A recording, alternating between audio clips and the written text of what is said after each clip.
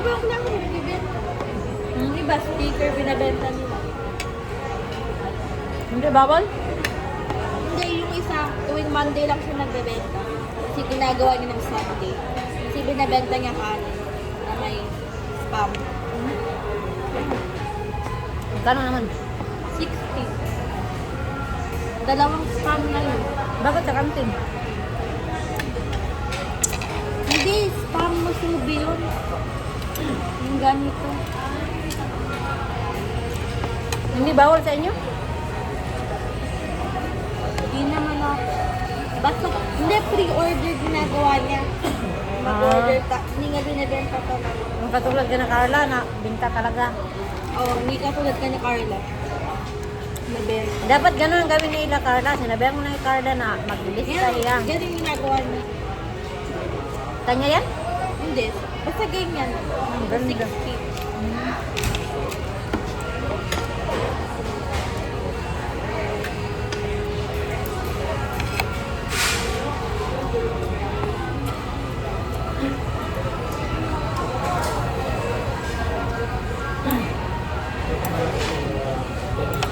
Maganda may business din.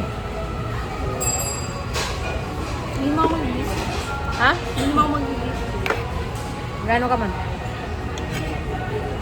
Sa ibang bansa.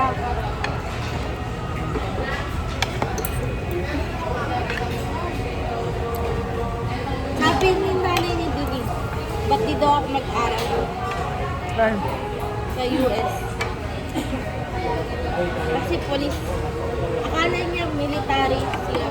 Dad. Ano? Wala. Akala niya yun. Sabi nga madali naman daw makuha ng citizenship. Naka-citizen ka na sana dati pa. Wala, ba't di mo pinayag? E, kukunin ka ni daddy mo pag naghiwalay kami.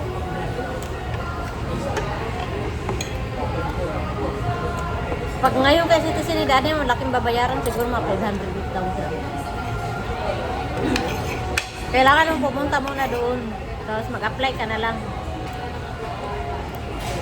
Kailangan tumira doon ng 5 taon. Kaya, Oo, kaya ganun yun.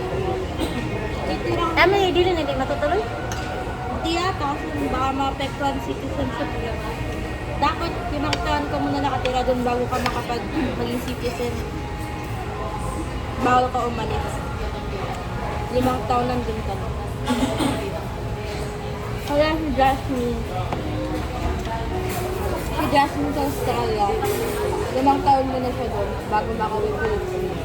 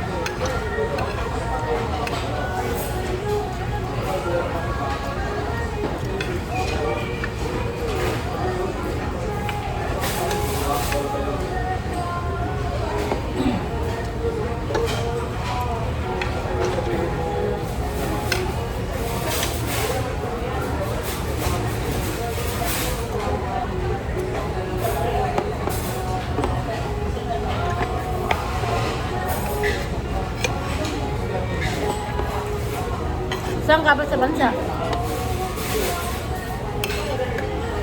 Ha? Sa New Zealand na lang. Hindi lang? Bakit? Ang ganda boy. Maganda yung quality of life. Mas maganda sa Switzerland. Kasi ano sila ayan, neutral. Kumbaga wala silang pinapanigan na bansa. Yung dati Kaya kung magkagulo-gulo man, wala silang kalaban. kami ni Carla dati sa Jollibee.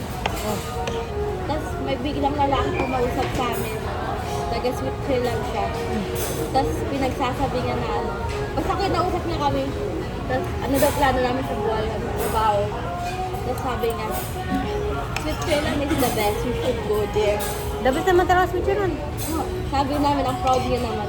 Sabi nga taga-Switzerland daw siya. Di ba lagi ko sinasabi sa'yo, Switzerland pipiliin mo.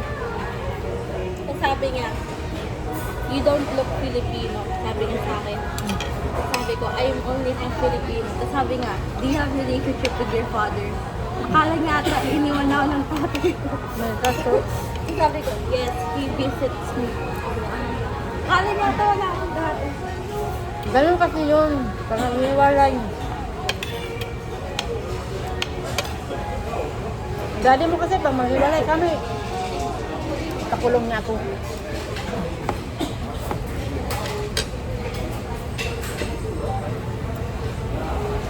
Kaya sinasabi ko sa'yo, mag-Swiss ka. Maganda doon.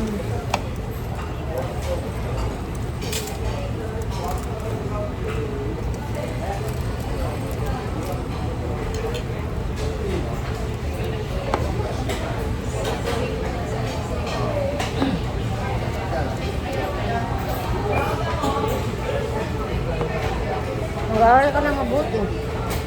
Dahil mo yung pag-aaral mo kaysa sa ano. Boyfriend. Lalo nang boyfriend. Kaya nga sinasabi ko lang. Kasi yung lalaki nandyan lang yan anytime. Naintindihan no? Mga classmates ko, lagi mga babae. Yung pag-perception, lagi mga babae. Kaya ba mga lalaki? Bakit wala? Kasi pag-perception, yung matatalino. Yung mga lalaki naman, hindi naman matatalino. Pag matalino, mga bakla naman. Kung ano, matalino ba Kaya ka? pangit. Kadalasan ganun. O ikaw, kasali ka dun sa ba matatalino? Oo, kasi yung grades ko, mga 90. Maintain mo yung grade mo ka. Pag mag-apply ka, di ka mahirapan. Naintindihan mo? Baka sa US na lang ako mag-nurse. Pagpagod ka na, o di magpahinga. Pagpagod ang utak, magpahinga. Kasi sabi ng nanay ni Dad, tutulungan niya daw ako. Sino? Nanay ni Dad. Pag nag-nurse ako, mag-apply ako sa US. Tutulungan daw ako nanay ni Dad. Ni Dennis? Ni Dad. Didin. Kasi nurse ko rin yung Didin sa US. Ah, Tutulungan niya daw ako. pag ano? Mag-apply ako nurse sa US. Bakit daw?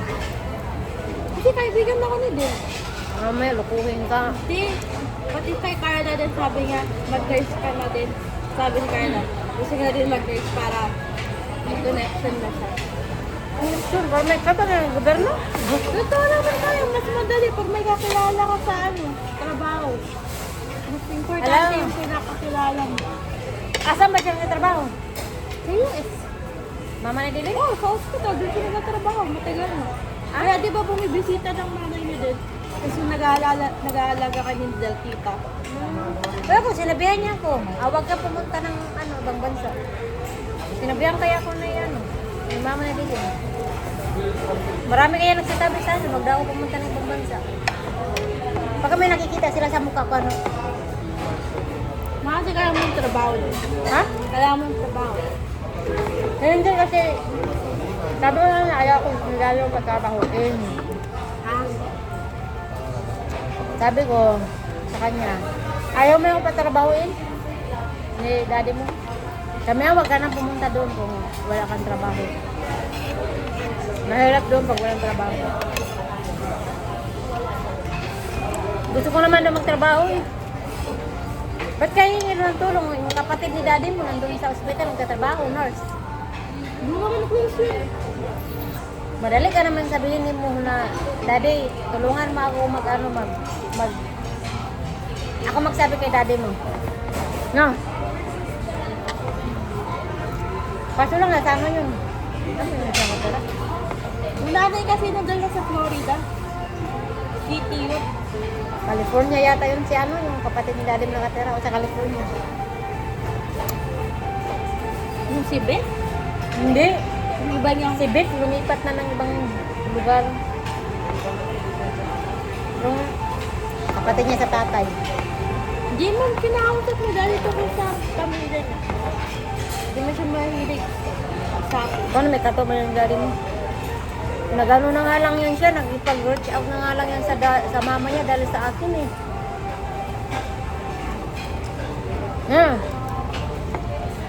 Kasi siniraan niya pa ako kay Lula mo. Nakuha yun ang aso. So kaya yung pinipilit kaya niya ako. Nabigay yung aso.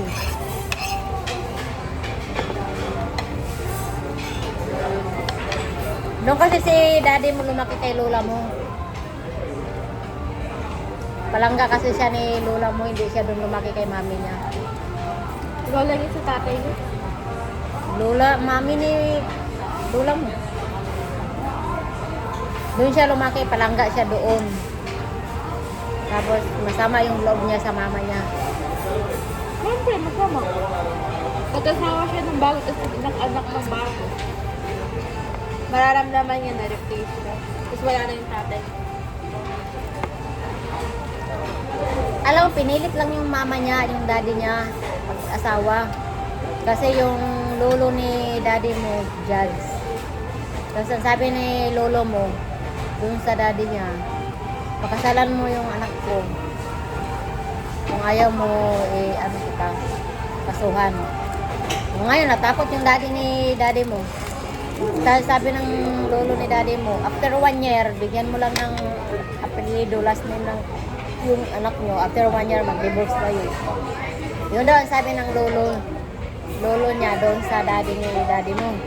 Yun ang ginawa ni, ginawa ng lolo mo. Yung daddy ni daddy mo. Alam ba ni daddy, alam ko may anak siya? Ha? Alam niya ba na alam ko may anak siya? Oo. Sinabi mo? Di ba, may picture naman ako dinidisplay doon sa... Hindi naman kinakausap sa akin. May ano yun, may special share doon. Hindi mo man yung nakausap.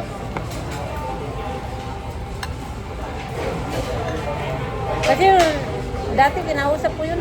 Maliit ka pa, nakita mo na yun, maliit ka pa. Diyan sa Mercedes. Ginawa niya dito? Hindi. Sa Mercedes pa. Nakita mo na yun sa sa picture, sa video call. Hindi yung sasalita. Ayaw ng tao. Kaya sabi ko sa'yo dati, di ba, alagaan mo yung kapatid mo? Kasi kung ilalagay yung sa mental, mas kawawa. Hindi mo nagana ako eh. Si daddy mo. Kaya kawawa yung pag ilagay sa mental. Sabi ko kay daddy mo, dalhin niya na lang dito pag mag-retire siya. Sabi niya. Pag biyahe daw, mahirap. Kasi hindi daw yung nakakapaghintay. Pag matagal-tagal na, magtalon-talon, magwawala. Kahit may gamot. Kailangan daw yung patulugin or magbayad siya ng ng airplane. Airplane. Ikaw lang, kayo lang dalawa sakay. Sila lang dalawa. Private jet. Oo, para mabilis daw biyahe, walang hinto-hinto. Gastos naman yun, laki-laki. Baka magbayad siya doon ng 1 million. Pag ganun.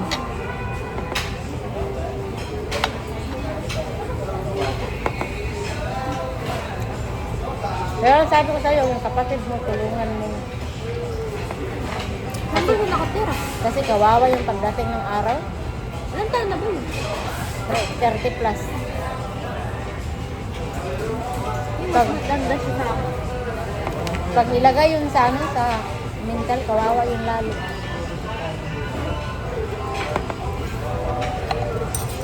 Nga, doon ka